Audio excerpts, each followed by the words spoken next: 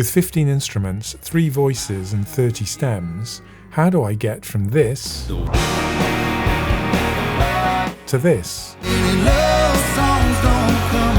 The first thing to do is to tidy it up. The next thing to do is to make sure that all tracks of the same instrument are in phase. The next thing is to listen carefully to the panning in the overhead mics of the drums and then make sure that all the individual stems are in the same place. Then I've got to decide where all the other instruments and voices come in the pan. Next thing I've got to do is to group all the instruments. I've got the kick coming through here, the snare here, all the other parts of the drums here. Then I've got the parallel compression for the drums all feeding into the drum group. Then I've got the bass coming in through here. I've got the lead and the backing vocals coming through here. All the guitars come through here, the keyboards through here, and all the other instruments come together through here. That allows me to create a static mix where I've balanced all of the individual stems and then all of the groups such that we can get from this point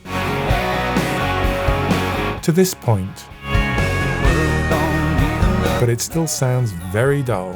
Next we've got the plugins on the stems, so for example the overheads we've got a high pass. Next on the toms we've got a little bit of compression to make sure that we've got some nice sustain and control. Next we've got a high pass on the bass to make sure that we lose anything below 20 Hertz. The next thing on the vocals is that we've got some notches to get rid of a little bit of harshness. Next on the backing vocals we've got some multiband compression to make sure it's smooth and airy. Then on the electric guitar we've got notches again to get rid of some harshness, as well as the high and low passes to make sure it's nice and clean. And with the other instruments we often add a little bit of bump for their own specific frequency, so they all have their own space in the spectrum. Now with the plugins on the buses, on the kick we've got a gate to tighten it up, we've got a bit of compression to keep it under control, we've got similar things going on with the snare, but in particular we've got another EQ that adds a little bit of highlight to make it stand out in the spectrum, and we've got some saturation. Then you've got the parallel compression for the whole of the drum kit, and the whole drum kit also has a little bit of adjustment just to leave a little bit of space for the bass around 80-90 Hertz and a little bit of air, and then that's all brought together again with an SSL compressor followed up with a bit of EQ just to give it that rocky warmth. Then we've got the bass, which is side-chained to the kick to make sure that every time the kick comes in, the bass moves out the way. And then with the vocals, we start off with a nice warm tube EQ and then followed up with another dynamic EQ just to make it really super smooth.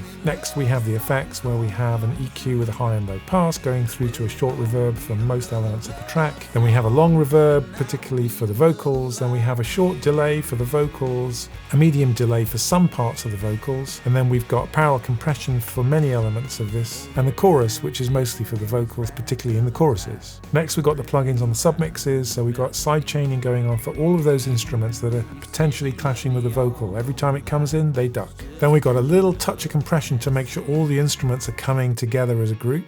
To make sure the vocal isn't muddled up by the effects, I've also got all the effects ducking down whenever the voice is actually present. And another thing I've done is that I've narrowed down the width of the effects to make sure that it feels like there's a lot more depth. Then on the final submix of everything, we've got more saturation to make sure everything's got that warmth, followed by just a tiny bit of compression just to bring everything together. The last and one of the most important parts of the mix is the automation. Getting all the panning, getting all the volumes, getting all the effects, getting parallel compression, all kicking in at the right time, keeping the interest moving, keeping it dynamic, really giving the most out of the performances. Then when we get to the mastering stage, I've just got a little bit of EQ to give it a bit of presence and a bit of warmth, and then I've got 2 compressors, one that deals with the kick drum that occasionally just pokes out a little bit too much, and then I've got everything above about 100 Hertz also being compressed all together just to act as a little tiny bit of glue. Finally we've got the limiter that's there just in case, but because there's quite a bit of compression on this track already, it's hardly doing anything at all, with an output of -14 LUFS, which is ideal for online streaming. So I had to do all of that to get from this raw mix to this static mix to this final mix and master.